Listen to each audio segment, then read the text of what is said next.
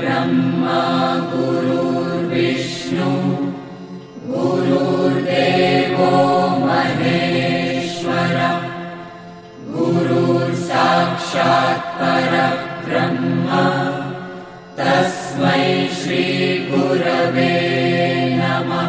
गुरुर्ब्रह्मा गुरुर्विष्णु गुरुर्देवो महेश्वरः गुरुर्साक्षात् परब्रह्म तस्मै श्री गुरवे नमः।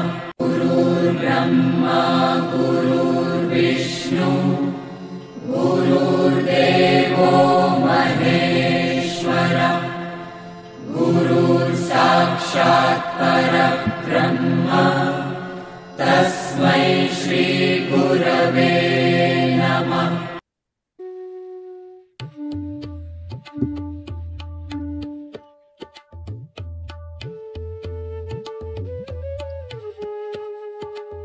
भगवद्गीता ज्ञानेश्वरीच्या आधारे सुरू असलेल्या ह्या प्रवचन मालिकेचे शीर्षक अध्यात्म यात्रा असे आपण ठेवले आहे।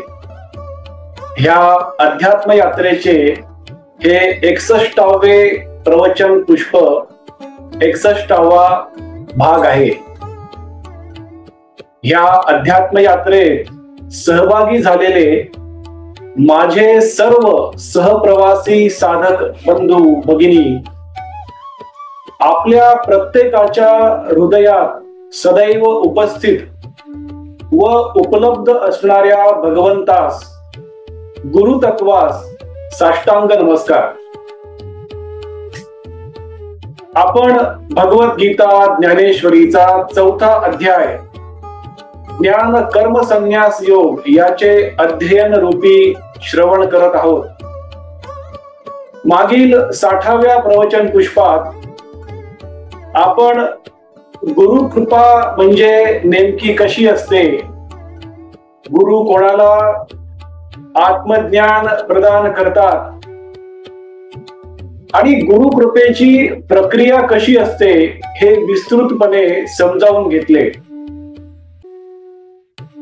आजच्या 61व्या प्रवचन पुष्पात आपण मनुष्य त्याचे जीवन दयनीय, अस्थिर व अस्वस्थ कशामुळे करून घेतो याचे श्रवण भगवान श्रीकृष्ण, संत ज्ञानेश्वर माऊली व सद्गुरु श्री ब्रह्मचैतन्य महाराजांच्या आधाराने, कृपेने व त्यांच्याच इच्छेने करणार आहोत। या अध्यायाचा 4थ्या अध्यायाचा ज्ञान कर्म संन्यास योगाचा हा शेवटचा भाग हे शेवटचे प्रवचन पुष्प आहे। पुढील प्रवचन पुष्पापासून आपण भगवद्गीता ज्ञानेश्वरीचा 5वा अध्याय कर्म संन्यास योग याचे श्रवण सुरू करणार आहोत। आजच्या भागात, आजच्या प्रवचन पुष्पात आपण 4थ्या अध्यायाचा ज्ञान कर्म संन्यास योग या अध्यायाची थोडी उजळणी करूया आणि आजच्या विषयाला थोडक्यात समजून घेण्याचा प्रयत्न करूया।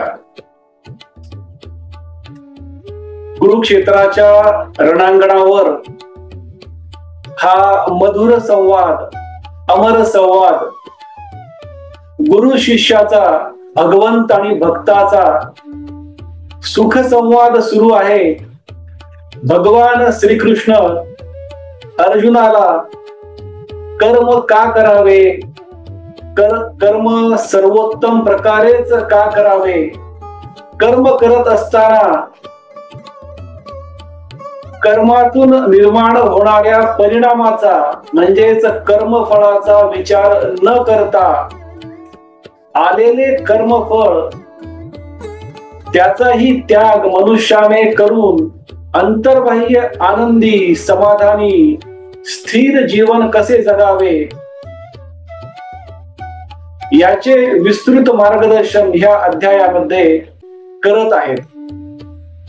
आतापर्यंत ह्या अध्यायामध्ये भगवान श्रीकृष्णांनी, गुरु श्रीकृष्णांनी अर्जुनाला भक्ती हीच सर्वोच्च शक्ती का आहे,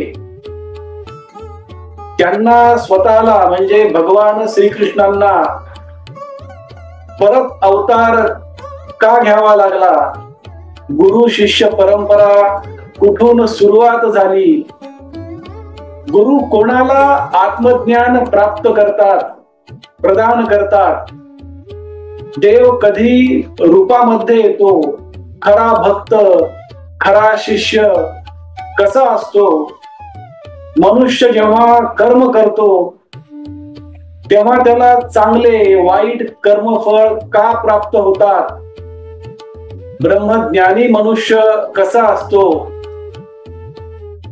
मुक्त व्यक्ती कसा असतो, यज्ञाचे प्रकार कोणते, यज्ञ म्हणजे काय, यज्ञाचे अंतिम ध्येय सर्वोच्च यज्ञ कोणता, आणि मागील प्रवचन पुष्पामध्ये भगवान श्रीकृष्णांनी गुरु कृपेची प्रक्रिया नेमकी कशी असते आणि गुरु कृपा कोणाला प्राप्त होऊ शकते आणि गुरु कृपा प्राप्त झाल्यानंतर त्या शिष्याला आत्मज्ञान कसे प्राप्त होते याचे विस्तृत वर्णन भगवान श्रीकृष्णांनी, गुरु श्रीकृष्णांनी अर्जुनाला ह्या अध्यायामध्ये आतापर्यंत समजून सांगितले. ह्या सर्व विषयांचे श्रवण करून अर्जुन हळूहळू क्रमाक्रमाने टप्प्याटप्प्याने स्थिर, शांत, अंतर्बाह्य प्रसन्न होताना दिसत आहे आणि स्वतःचे कर्म करण्यासाठी प्रोत्साहित होतानाही दिसत आहे. अर्जुनाचा आत्मविश्वास नक्कीच बळावलेला आहे हे स्पष्ट जाणवत आहे. भगवान श्रीकृष्ण अर्जुनाची ही प्रसन्नता, स्थिरता, शांत चित्त पाहून अत्यानंदी होतात आणि अर्जुनाला पुढे मार्गदर्शन करण्यास सुरुवात करतात. भगवान श्रीकृष्ण प्रसन्नतेने अर्जुनाशी संवाद साधतात आणि म्हणतात, अर्जुना, अरे मनुष्य त्याचे जीवन दयनीय, अस्थिर आणि अशांत करून घेण्याचे एकमेव कारण म्हणजे अज्ञान आहे. अर्जुना,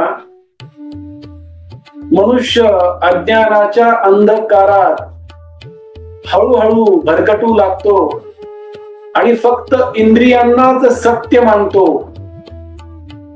इंद्रियांचे विषयच सत्य मानतो आणि त्यामुळे इंद्रियांचे लाड करण्यामध्येच त्याचे आयुष्य निघून जाते. इंद्रियांना सत्य मानणे हेच मनुष्याच्या जीवनातील सर्वोच्च अज्ञान आहे. अर्जुना, अज्ञानी मनुष्याचे मी तुला 3 उदाहरण दृष्टांत देऊन समजावून सांगतो. अर्जुना, एखाद्या गावामध्ये खूप छान मोठे सुंदर घर बांधले, बंगला बांधला, पण त्या बंगल्यामध्ये, त्या सुंदर घरामध्ये एकही मनुष्य जर वास्तव्य करत नसेल तर त्या सुंदर घराची, सुंदर बंगल्याची काही किंमत असेल का अर्जुना? काही महत्व असेल का अर्जुना?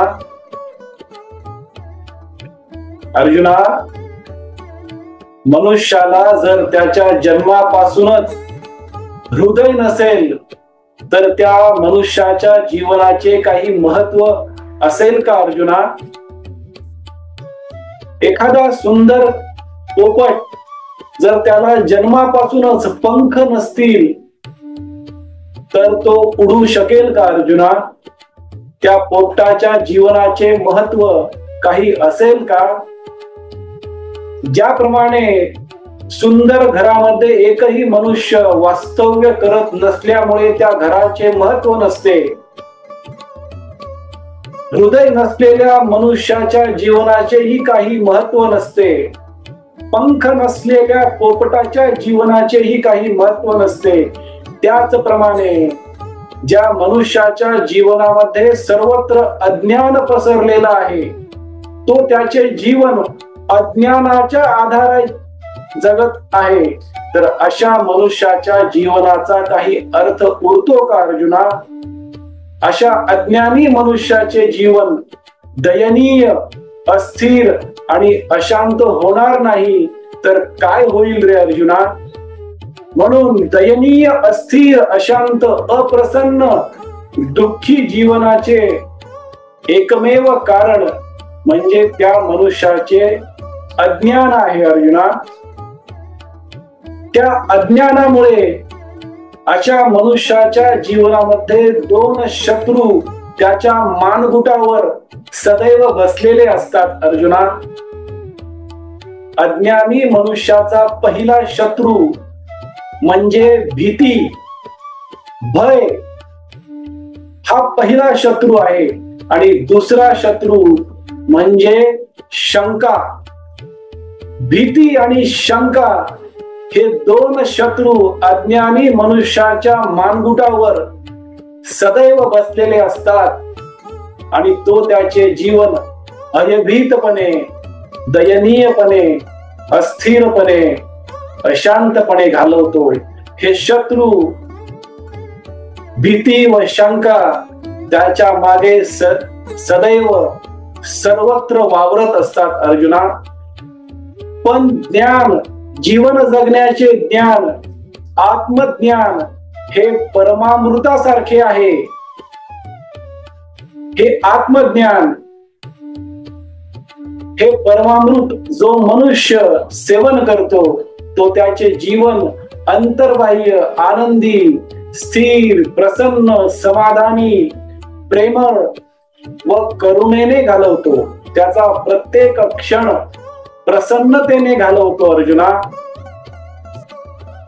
पण जो मनुष्य अज्ञानाचे विष त्याच्या जीवनामध्ये स्वतः ओढावून घेतो, तो एखादा विषारी साप चावल्याप्रमाणे त्याच्या सर्वांगामध्ये विष पसरत असते आणि तो फक्त शारीरिक स्तरावर, इंद्रियांच्या स्तरावर जीवन जगत असतो आणि त्याचे मृत्यू त्याला कधी ओढावून नेईल हे सुद्धा त्याची संवेदनशीलता गमावल्यामुळे, जागरूकता, सावधानता गमावल्यामुळे हे त्याला कळत नाही अर्जुना. तो फक्त शारीरिक स्तरावरच जीवन जगतो. अज्ञानी मनुष्य त्याच्या जीवनातील विवेक संपूर्णपणे नष्ट करतो. अज्ञानामुळे, विवेक झोपल्यामुळे त्याला चांगले काय आणि वाईट काय,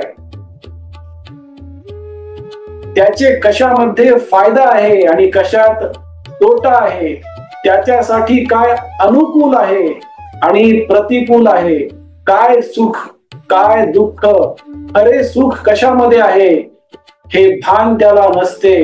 कारण त्याचा विवेक झोपलेला असतो. त्याच्या जीवनातून जागरूकता, संवेदनशीलता, सावधानता संपूर्णपणे नष्ट होते अर्जुना. आणि ह्याचे एकमेव कारण म्हणजे त्याच्या जीवनात प्रत्येक क्षणी असलेला अज्ञान आहे अर्जुना. अज्ञानामुळे मनुष्यासारखा सुंदर प्राणी पशु समान जीवन जगतो अर्जुना. इतर पशुमध्ये आणि मनुष्यामध्ये एकमेव फरक म्हणजे तो ज्ञानाच्या स्तरावर, आत्मज्ञानाच्या स्तरावर, चैतन्याच्या सर्वोच्च स्तरावर जीवन जगू शकतो. पण अज्ञान त्याला भरकटवते आणि तो फक्त पशु समान जीवन जगतो अर्जुना. अशा पशु समान जीवन जगणाऱ्या अज्ञानी व्यक्तीच्या जीवनामध्ये श्रद्धा, भक्ती ही कधीही येत नाही. श्रद्धा आणि भक्ती नसल्यामुळे तो मनुष्य भगवंताचा अनुभव, भगवंताच्या सानिध्यात गुरूंच्या सानिध्यात कधीही जाऊ शकत नाही. तो फक्त अज्ञानाच्या, अंधकाराच्या, कुकर्माच्या, वाईट कर्माच्या सानिध्यातच सदैव वावरत असतो. पण जो मनुष्य ज्ञानी असतो, ज्याला ज्ञानाची भूक लागलेली असते, आत्मज्ञानाचे परमामृत त्याला हवे असते, तो मनुष्य भक्ती आणि श्रद्धेच्या आधारे जीवन जगतो. त्याला भगवंताचा अखंड अनुभव घेण्याची भूक, तहान लागलेली असते आणि त्यामुळे भगवंत त्याच्या जवळ स्वतःहून येतात, गुरु त्याच्या जवळ स्वतःहून चालत येतात. अर्जुना, असा हा ज्ञानी आणि अज्ञानी मनुष्यामध्ये फरक आहे. आणि जो मनुष्य दयनीय, अस्थिर, अशांत, असमाधानी, दुःखी जीवन जगत आहे, त्याच्या जीवनाचे एकमेव कारण म्हणजे त्याचे अज्ञान आहे. अर्जुना, पण तू माझा ज्ञानी भक्त आहेस, तू माझा ज्ञानी शिष्य आहेस, तू माझा श्वास आहेस, प्राण आहेस, सर्वस्व आहेस. अर्जुना, कारण तू बालपणापासून प्रत्येक मार्गदर्शन, प्रत्येक सूचना, प्रत्येक उपदेश यांचे लक्षपूर्वक श्रवण करत आलेला आहेस. मग तू या कुरुक्षेत्राच्या रणांगणावर विनाकारण अज्ञानी व्यक्तीसारखा का वागत आहेस? अर्जुना, तू एक ज्ञानी, प्रतिभावान आणि स्थिर व्यक्ती आहेस. तू माझा भक्त आहेस, शिष्य आहेस. त्यामुळे तू तुझे कर्म सर्वोत्तम प्रकारे कर आणि या विश्वाला, या सृष्टीला एक चांगले उदाहरण प्रस्थापित कर. येणाऱ्या सर्व पिढ्या तुझे अनुकरण करणार आहेत. अर्जुना, त्यामुळे उठ, उभा राहा. तुझे स्वकर्म, तुझे नियत कर्म म्हणजेच युद्ध कर्म सर्वोत्तम प्रकारे कर आणि त्यातून निर्माण होणारे कर्मफळ तू माझ्या चरणी अर्पण कर. कर्मफळाचा कदापि विचार करू नकोस, पण तुझे कर्म सर्वोत्तम प्रकारे कर. अर्जुना, हे मार्गदर्शन भगवान श्रीकृष्ण त्यांच्या ज्ञानी भक्ताला, ज्ञानी शिष्याला, प्रतिभावान भक्ताला, प्रतिभावान शिष्याला, द्वापार युगातील अर्जुनाला करत आहेत. आजच्या अर्जुनाला भगवान श्रीकृष्ण व संत ज्ञानेश्वर माऊली हा संदेश देत आहेत की प्रत्येक मनुष्य त्याचे जीवन ज्ञानाच्या स्तरावर, विवेकाच्या स्तरावर, सावधानतेच्या स्तरावर आणि जागरूकतेने जगले पाहिजे. त्याचे प्रत्येक कर्म सावधानतेने सर्वोत्तम प्रकारे केले पाहिजे आणि त्यातून निर्माण होणारा परिणाम म्हणजेच कर्मफळ मनुष्याने भगवंताच्या व गुरुच्या चरणी अर्पण केले पाहिजे. आणि त्यानंतर त्या मनुष्याला भगवंताची व गुरूंची कृपा प्राप्त होण्यास सुरुवात होऊ शकते.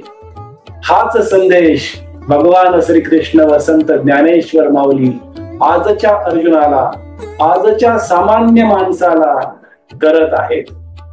पुढील 62व्या प्रवचन पुष्पापासून 62व्या भागापासून आपण भगवद्गीता ज्ञानेश्वरीचा 5वा अध्याय कर्म संन्यास योग याचे अध्ययन रूपी श्रवण भगवान श्रीकृष्ण संत ज्ञानेश्वर माऊली व सद्गुरु श्री ब्रह्मचैतन्य महाराजांच्या कृपेने, इच्छेने व त्यांच्या आधारानेच सुरू करणार आहोत. पुढील 62व्या प्रवचन पुष्पात कर्म संन्यास योग या 5व्या अध्यायाचा अंतरंग काय आहे, या 5व्या अध्यायामध्ये भगवान श्रीकृष्ण त्यांच्या शिष्याला, त्यांच्या भक्ताला, अर्जुनाला कोणकोणते विविध विषयावर मार्गदर्शन करणार आहेत याचे सारांश पुढील प्रवचन पुष्पात आपण समजून घेऊयात. आणि त्यानंतर 9 ते 10 भागामध्ये, 9 ते 10 प्रवचन पुष्पामध्ये आपण भगवद्गीता ज्ञानेश्वरीचा 5वा अध्याय कर्म संन्यास योग याचे अध्ययन रूपी श्रवण करूयात. आज परत एकदा आपण सर्वांनी वाणी सेवा करण्याची संधी व सौभाग्य दिले त्याबद्दल आपला आजन्म ऋणी व कृतज्ञ राहील. आजची झालेली वाणी सेवा भगवान श्रीकृष्ण, प्रभू श्री राम, संत ज्ञानेश्वर माऊली, सर्व संतांच्या चरणी, सद्गुरु श्री ब्रह्मचैतन्य गोंदवलेकर महाराजांच्या पवित्र पादुकावर व आई वडिलांच्या चरण कमलावर मनोभावे अर्पण करूया. हरे राम राम राम हरे हरे, हरे कृष्ण कृष्ण कृष्ण हरे हरे, हरे राम राम राम हरे हरे, हरे कृष्ण कृष्ण कृष्ण हरे हरे. सद्गुरुनाथ महाराज की जय.